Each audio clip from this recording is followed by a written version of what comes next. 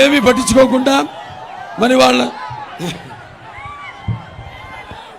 SC విషయానికి వస్తే మరి ఈ వైకాపా ప్రభుత్వం ఎస్సీల యొక్క సంక్షేమాన్ని పూర్తిగా మర్చిపోయి వాళ్ళ యొక్క వినాశనానికి కార్యక్రమాలు చేపట్టినట్టుగా ఉంది. ఇవాళ మనం చూస్తున్నాం. ఆనాడు మరి దళితుల యొక్క అభ్యున్నతి కోసం, వారి బంగారు భవిత కోసం తెలుగుదేశం ప్రభుత్వం చేపట్టిన 25 ఏవైతే పథకాలు ఉన్నాయో అవన్నీ కూడా రద్దు చేసిన జగన్ ఎస్సీల ద్రోహి అని మీరందరూ గుర్తుపెట్టుకోవాలి. ఆనాడు మరి కోవిడ్ రోజుల్లో మాస్క్ అడిగినందుకు డాక్టర్ సుధాకర్ని చిత్రహింసపాలు చేసి ఆయన బలవన్మరణానికి కారకుడు అయ్యాడు. అలాగే ఆ తర్వాత మన జడ్జి రామకృష్ణ గారు ఆయన మీద తప్పుడు కేసులు బనాయించి ఆయన మానసికంగా ఎంతో వేధించారు. అలాగే ఆయన ప్రభుత్వ విధానాలను ప్రశ్నించినందుకు మరి ఈ యొక్క పేద దళితులకు శిరోమండనం చేయించాడు. అలాగే మన రాజధాని గురించి ఉద్యమించిన నాయకులపై ఎస్సీ కేసులు బనాయించారు. అలాగే ఈ వైకాపా పార్టీకి చెందిన ఎమ్మెల్సీ అనంత్ కుమార్ డ్రైవర్ దళితుడిని చంపి అతన్ని డోర్ డెలివరీ చేశారు. ఇవన్నీ మీరంతా గుర్తుపెట్టుకోండి. మరి తెలుగుదేశం ప్రభుత్వం అధికారంలో ఉన్నప్పుడు ఎన్నో కార్యక్రమాలు చేపట్టింది. అంటే ఒకటేమో ఈ యొక్క ఎవరైతే విద్యావంతులు ఉన్నారో వాళ్ళ ఆగటి విద్యావంతులైన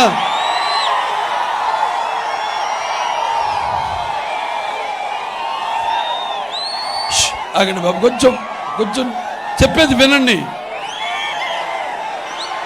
మీరెంతో రాజకీయ చైతన్యం కలిగిన వారు అందరూ చేరారు ఇక్కడికి నేను ఇచ్చే సందేశాన్ని వినడానికి. దయచేసి మీరంతా కొంచెం నిశ్శబ్దం పాటించే అభిమానులు కుర్రోళ్ళు మీరంతా కూడా ఇక్కడికి అందరు చేరారు. ఈ యొక్క ప్రజాస్వామ్యం పరిరక్షణ కోసం పెద్ద కంకణులై మీరంతా ఇక్కడికి వచ్చారు. మహిళలంతా ఉన్నారు, ఆడపడుచులు వాళ్ళంతా కూడా వాళ్ళ దీవెనలు అందిస్తూ నీరాజనాలు అందించడానికి ఇక్కడికి వచ్చారు. యువతరానికి ప్రతినిధులు, నవతరానికి నాయకులు, భావితరాలకు భారతదేశపు మహాశక్తి మీరంతా. యువకులు తెలుసు మీరెంతో నిరాశ నిస్పృహలో ఉన్నారు. మీరు చదువుకున్నారు కానీ మీకు ఇక్కడ పరిశ్రమలు రాలేదు, మీకు ఉద్యోగాలు లేవు. కాబట్టి కొంచెం మనం ఉద్యమించవలసిన అవసరం ఉంది. అదంతా మీ యువత భుజస్కంధాలపై ఉంది. మీరంతా కూడా కొంచెం నిశ్శబ్దంగా ఉండి, నేను ఇక్కడ ఒక హిందూపూర్ ఎమ్మెల్యేగా కూడా వచ్చాను.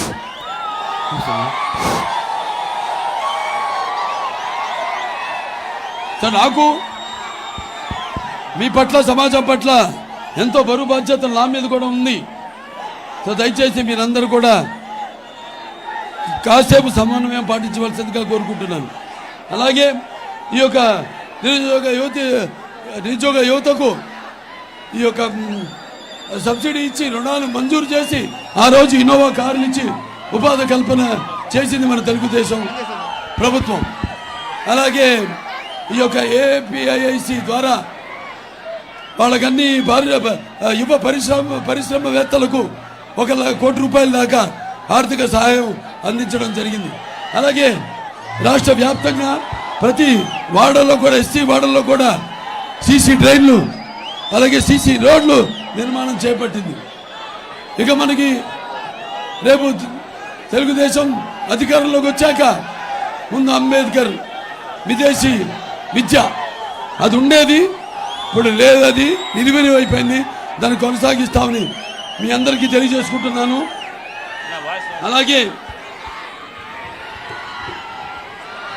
కార్పొరేషన్ ద్వారా అందరికీ రుణాలు ఇప్పిస్తాము. అలాగే ఈ పేదలని దళితులకి, ఎస్సీలకి, వాళ్ళకి 2 ఎకరాల భూమి కొనుగోలు భూమి ఇప్పిస్తామని తెలియజేసుకుంటున్నాను. అలాగే సివిల్ ఎగ్జామ్స్కి ఉచిత శిక్షణ ఇస్తాము. అలాగే బిఏఎస్ బెస్ట్ అవైలబుల్ స్టడీస్ మీ అందరికీ అందజేస్తాం. ఆ రోజు నందమూరి తారక రామారావు గారు మరి గురుకుల పాఠశాలలు